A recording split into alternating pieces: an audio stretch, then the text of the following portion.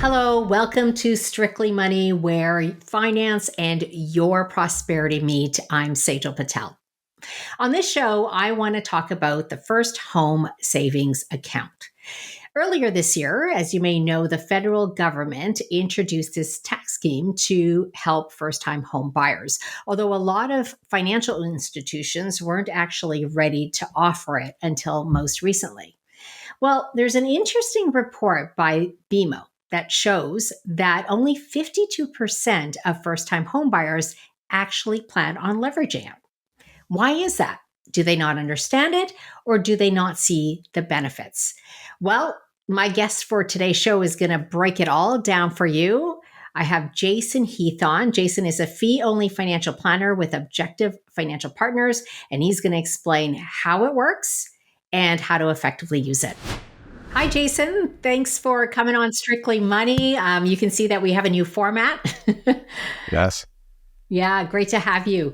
Thank you for So having me. this recent report, interesting that first-time home buyers are not leveraging the first home savings plan as much as people thought. What do you think is going on? Do you think that they just don't understand it? Do you think it's because it was uh, available late, or do you think it's other factors? I think it's a whole combination of things. I think part of it is availability of FHSAs. They're still sort of being rolled out. I don't know for certain now. I know there's a lot more financial institutions that are coming on board, but I don't think you can open an FHSA everywhere yet. And even if you can open it at your financial institution, it may not have been sort of marketed or promoted yet. Lots of people that I'm talking to have not heard of them. And even if they have heard of them, they're just not up to speed on how they work. And beyond that, obviously, there's lots of people who just don't have money. Rents are high, cost of living is high. And even if they had money, or they don't have the money to put in the FHSA in the first place. Yeah. So let's talk about how it works, because I think, and that's an important piece, right? Because there's a lot of rules, obviously, and sometimes I'm finding that some people are confused by it. So just in general, we know that it's been marketed, and it is kind of the best of the TFSA as well as the RSP. So maybe walk us through that. It's exactly how I describe it, frankly. It's like an RSP and a TFSA put together for saving for a home down payment. But maybe just to walk through how it works, you can contribute up to $8,000 per year to the account. You can contribute up to $40,000 in total to the account. And the contributions are tax deductible, like an RSP contribution. Interestingly, you don't have to deduct them in the year you contribute. So you can be 18 years old or 19 years old, depending on your province of residence. Maybe your income's fairly low. You can contribute to an FHSA and you can save the deduction for a future tax year when your income is higher. And then the TFSA aspect, I suppose, is on the withdrawal.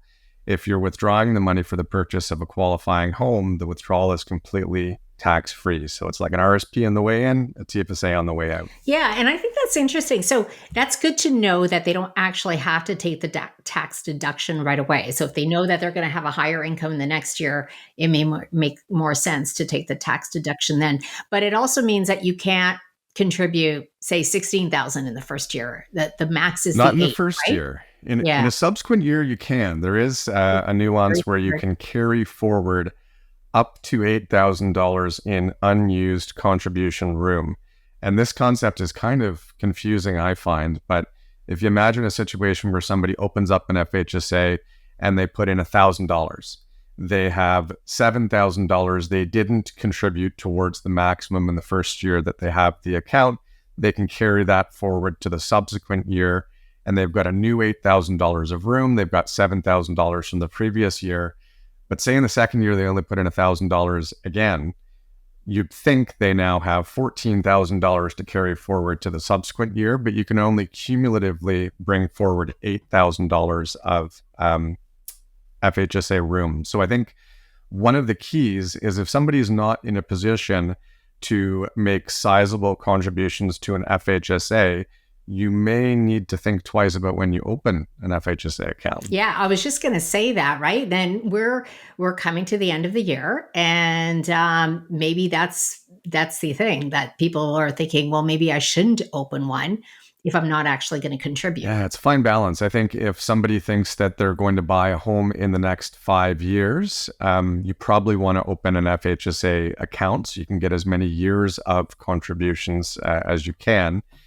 The other thing is, even if you don't expect to have the cash flow to make sizable contributions, if you have existing investment assets, you might be able to use those. TFSAs, tax-free savings accounts, can be used however you want. You can always withdraw that money and contribute to an FHSA or use it for any other purchase or purpose for that matter. But an RRSP is another opportunity. If you've got existing RRSP savings, those can be transferred into an FHSA account towards your contribution room. So it might be a way to leverage existing assets, even though you might not have the income or cash flow to max out your contributions. Yeah, that's a good point, Jason. Let's dig a little deeper, Jason. Like, what do you think is the real benefit of this? Because, I hear on one hand, okay, this is great for first, time home buyers, but like you said, a lot of people don't have the money. So if they don't have a lot of money, maybe they're not contributing as much. And like, does it really matter if they're in a low income bracket? I'm just assuming that they are. So they're not really benefiting that much from the tax deduction either. Yeah, it's tough. I mean, I think I would never criticize a tax preferred account that gets introduced by the government. Tax savings always good. But when I walk it through and I think about it, I think for people who are having a hard time scraping together money for a down payment in the first place, I don't know that this is exactly a game changer. And I mean, down payment aside, if home prices are high, mortgage rates are high, it's hard to even qualify for a mortgage to buy a home. I don't know if FHSAs are definitely as compelling as maybe other policy alternatives. The one challenge that I'm seeing is if you have a wealthy parent or even grandparent for that matter, who has a lot of investment assets in a taxable non-registered account, they can give money to a child or grandchild once they're 18 or 19, depending on the province, to contribute to their FHSA. I don't think that was the intention when the government introduced these FHSAs, but it certainly presents an opportunity for wealthy families to save tax and, pass money along to the next generation. Oh, I didn't know that. So they would actually get the tax deduction? Well, the child or the grandchild still gets the tax deduction. Okay. Mom and dad or grandma and grandpa don't.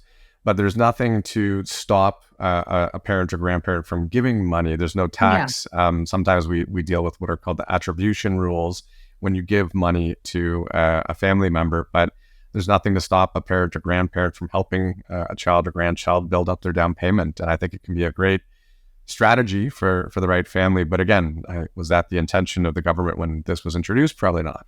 Yeah. And to your point, we're certainly have talked a lot about the bank of mom and dad, right? A lot of parents are helping their children out because a lot of kids are not in that position, at least a lot of young folks. I'll tell you what else I thought was really interesting, Jason, in terms of, looking at this and whether it is a game changer or not. And I agree with you because one of the challenges that has come up and I talked about it initially was that the real benefit is the tax savings and how you invest inside of it.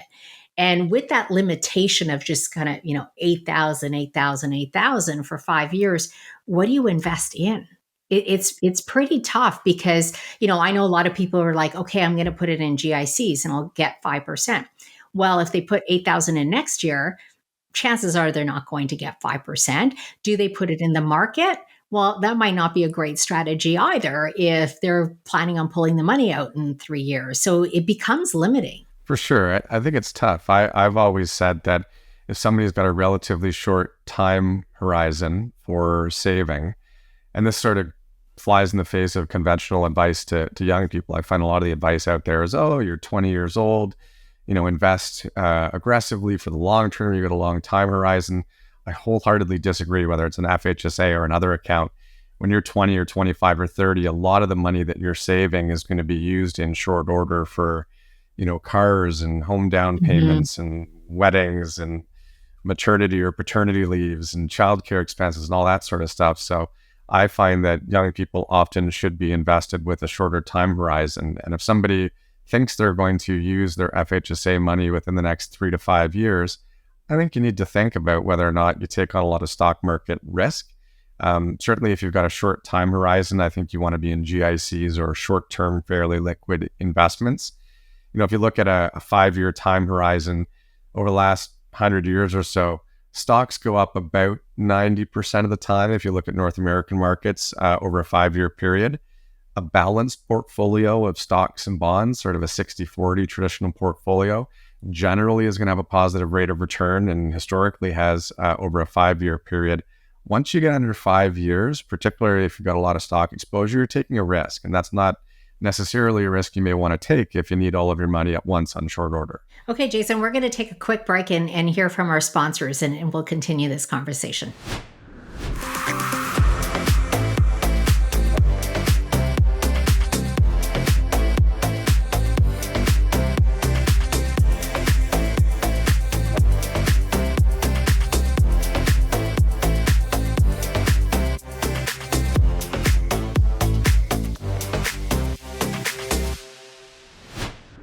Welcome back. I'm here with Jason Heath, a fee-only financial planner. Jason, we've been talking about first home savings plans. Obviously, it's not the only tool that people can use and they have at their disposal. The good news is we have the TFSA, which I personally think offers a bit more flexibility. And we can't forget that there's the home buyers plan as well. So they have access to that through the RSP. Definitely. TFSA is super flexible. You can use them for any purpose. I think if somebody is saving and they're not 100% sure on that next dollar being used for a down payment and they need flexibility for, a new car or vacation or schooling or something else, you want to have some TFSA money set aside. Interestingly, back when the budget was introduced last spring, FHSAs were meant to be used not in addition to the home buyers plan, but as an alternative. In other words, you could only use one or the other. And when the legislation was passed, that was one of the subtle changes made with FHSAs. You can use the traditional home buyers plan, which is when you contribute to your RRSP and you can withdraw currently up to $35,000 for an eligible home purchase in conjunction with the FHSA. I think the advantage of an FHSA is you can contribute up to $40,000. With the home buyers plan, you can withdraw up to 35. So, an FHSA could grow to 50 or 100 or who knows how much money over a long period of time. The other real advantage of an FHSA over the home buyers plan, with the home buyers plan, you need to make eventual repayments into your RRSP. So it impedes your cash flow eventually over a 15-year repayment period. FHSAs, there's no such repayment. It's just money that you pull out, you use towards your down payment, and that's the end of the story. You mentioned the government and the subtle changes that they made. I'm sure they got some feedback as to these changes, which I think was welcome news. I have to tell you, I think if it were me, I would have made one specific change. I would have said you're allowed to put in 40,000 right up front, but you can't deduct all of it. You got to spread the deduction out. And then I think it would have just given people some flexibility of, being able to invest in the stock market. Now, again, you have to assume that they have that kind of cash laying around, but if they were getting support from their parents, perhaps that would have been so that I just wanted to money get that in out their there. RRSP. Likewise, Yeah, you can transfer yeah, money from your RSP for sure. It's tough getting yeah. these things right. I find they're It they're is. goodish. Yeah. Now, you mentioned something, that in a first home savings account, the FHSA, that it could grow to 60, 70,000 or even more, which brings me, I guess, to this point. How long can you keep the account open? You can keep an FHSA account open for up to 15 years, which I think is great for most people. If you think of even an 18 or a 19-year-old opening an account right from the get-go, that puts them into their mid 30s. I think it's conceivable, hopefully, that they're in a position, especially if they're doing a lot of saving early, that they're putting a down payment down at some point during that period of time. Interestingly, there's no restriction on the age of somebody opening an FHSA. So you could have somebody in their 50s or 60s who opens an FHSA account, and there is an age limit on collapsing or using the account of December 31st of the year that you turn 71, which is the same as an RSP. Generally, you need to convert an RSP to a RIF by that point. So you can have somebody who's at an older age and stage who's a first-time home buyer who may qualify. Okay. And to qualify, remind me, Jason, you have to be 18 or 19. You have to be a Canadian resident, and obviously a first-time home buyer. And you have to be living in that home, right? It's going to be your primary Exactly. It residence. needs to be an Yeah. owner-occupied home. It can't be a rental property or any sort of things like that. One subtle explanation, I think, as it relates to first-time home buyer, that term is used in a few different capacities, including the home buyers plan that we referred to. It doesn't necessarily mean that you're literally a first-time home buyer. The definition is that you have not lived in a home that is owned by either you or your spouse or common law partner in the current year or in the previous 4 years. So you can be in a position where you re-qualify as a first-time home buyer if you've been renting for 5 years, if you've moved back in with parents, if there's been some other change. So it is something you can qualify for later in life again. Yeah, I wanted to talk about that because I know there's these nuances that, people ask questions and they're not sure. So, if say you're single and you're saving for a home and then you move in with a partner that you meet and they already have a home, how would that work? Could the person who's single still contribute if they to that existing home? I'm guessing not, or would they No, sell no, and buy unfortunately, a but different one? only something that can be used for a new home. And I mean, it's Okay. interesting. You figure there should be a nuance there to allow you within the first year or something like that to pull the money out and use it towards paying down the mortgage or something like that. So generally, in order to open an account and in order to withdraw from the account, you need to be a first-time home buyer. If you happen to move into a home, it doesn't mean that the account is suddenly collapsed or anything like that. It just means you can't withdraw and use it for the purchase of a home with the tax-free component. But there are other nuances on the back end to be able to, for example, transfer the money into your RSP as a backup plan in a situation like that.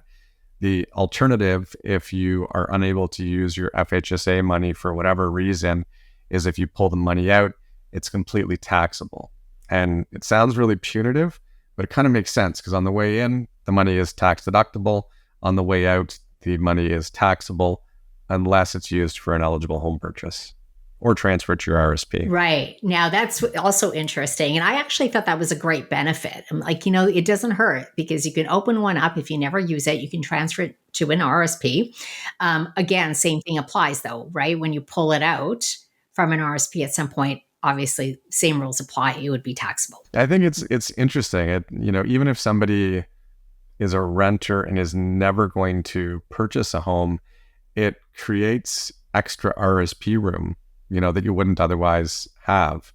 It doesn't reduce your RSP room. It's a real opportunity, I think, for anybody, whether, obviously, ideally for saving towards a home purchase, but definitely a great new opportunity. One of the challenges, I think, is now you've got TFSAs, FHSAs, RSPs, lions and tigers and bears. Oh my, I mean, which do you contribute to it? It creates more complexity for sure, but It does. It does. good tax savings. Yeah, and I'm sure it was an admin headache for a lot of the financial institutions. That's I why they've also been was slow. wondering. Yeah. I was also wondering too. I was thinking, why didn't they just do something within the TFSA or something else? That I just would have wish they'd made it done that. easier. It would have been a lot easier, you think, for everybody. But go figure. Yeah, it is what it is. Any caveats that you would flag to our listeners or our viewers? Yeah. or even advice on, One maybe. positive thing is, again, this is something that both spouses can take advantage of. So if you've got a common law spouse or a legally married partner, you can both double up. You can both contribute $8,000 per year or $40,000 in total to the FHSA. That's the good. Like I mentioned on the bad side previously, if you get started too early and you put in $100 or $500 or a small amount, you could be in a position where you reduce the total amount you can contribute because you do just have that $8,000 of room that you can carry forward. So ideally, you want to try to avoid, if you can, having multiple years in a row where you contribute less than the $8,000 maximum. So it may require a little bit of planning to try to figure out when the right time is to open an FHSA. Okay. Jason, I always love having you on. Now, before I let you go, and you might not be aware of this, but I'm trying something new with my guests. And you know that I launched Strictly Money really to try to make financial wellness go viral, really try to educate Canadians on matters, money matters that mean the most to them so they can navigate through all the complexities. So I want to ask you sort of three rapid round questions. It's pretty simple. You ready? Let's go. Okay.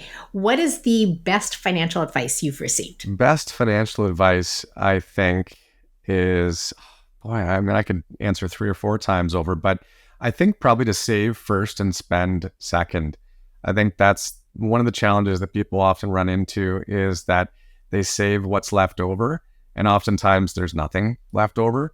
So if you save first and make it a habit, make it an expense, make it like a mortgage payment or a rent payment or whatever else, and you spend the rest, if you're hitting your savings targets, you don't have to feel guilty about spending everything else by the end of the month. Yeah, I love that one. Now, are you one that does the whole pay yourself first? Because I thought that was a great concept. I don't know how many people read The Wealthy For Barber, but it sure. was one I of the mean, look, first it's books I a read. it's a David Chilton Wealthy Barber Yeah. concept that I think is just really important to make it something that you do every month because there's so many excuses otherwise to not save. Oh, this happened or that happened or this extraordinary expense, and every month there's a new extraordinary expense that can impede you from hitting your financial goals. I have to tell you, I run an online financial program for women, and a lot of them would struggle with saving, and I got them onto this whole pay yourself first, and I would get emails weekly just saying, I can't believe how much I'm saving and I don't miss it. I don't miss what I don't see, right?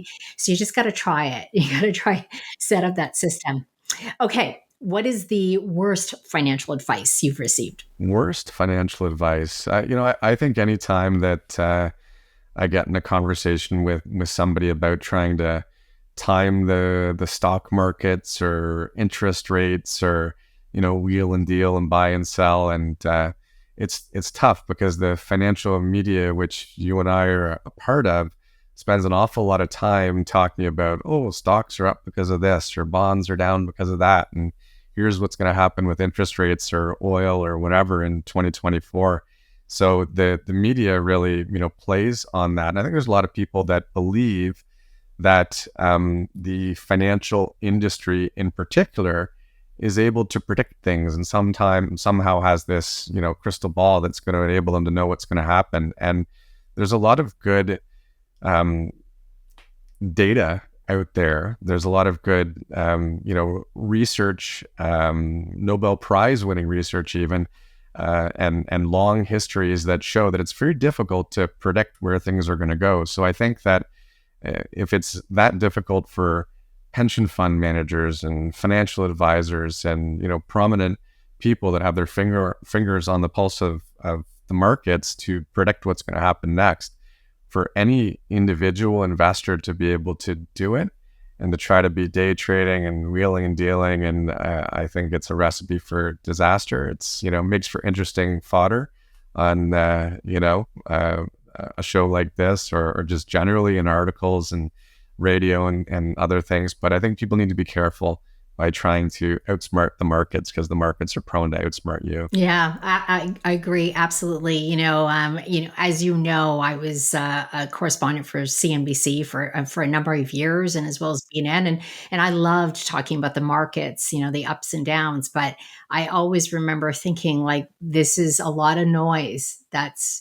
If you're in a diversified, proper portfolio, again, it's noise. Like Shouldn't matter in the grand scheme it of things. shouldn't matter. No, and I'm you happy to can't. talk about it and speculate about it and say, here, Yeah. if I had to guess, like if I had to, I'm probably going to be wrong, but it makes for interesting discussion. But, to be able to predict the markets consistently, tough to do. Okay, so the last question, if you could give people one advice on how to make sure that they are financially secure or financially well, that you feel people are not doing, what would it be? I think the most important thing that people can do to feel secure financially is to learn, is to, watch shows like this, is to read articles like I write, to absorb stuff and talk to friends and family and professionals.